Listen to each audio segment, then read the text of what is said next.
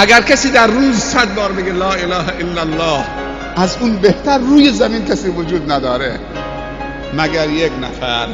اون یک نفر کسی که همتش بالاتر باشه 101 بار بگه فقط. یعنی قلم دست خودته،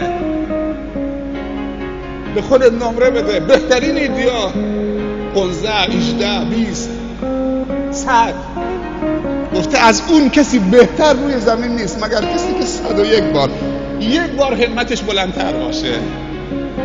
بهترین ذکر خدا تلاوت قرآنه.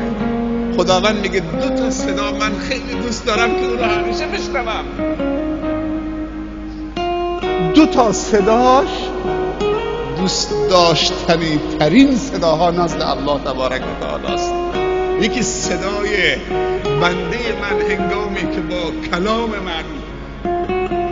منو یاد میکنه، تلاوت کلام من میکنه، و رتل القرآن ترتیلا. و یکی صدای آه و ناله و گریه و زاری بنده من که دست رو بلند میکنه بر گناهانش گریه میکنه، میگه یا رب یا رب یا رب.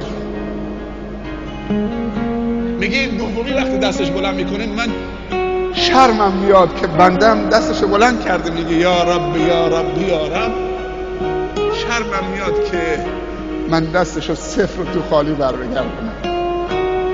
و این صدا اگر از جوان باشه خیلی زیباتره و خیلی دوست داشتنی تره تا پیر. پیر باید توبه بکنه ولی جوان ابزار گناه در اختیارشه و هنوز به خودش میگه هنوز زوده. وقتی پیر شدم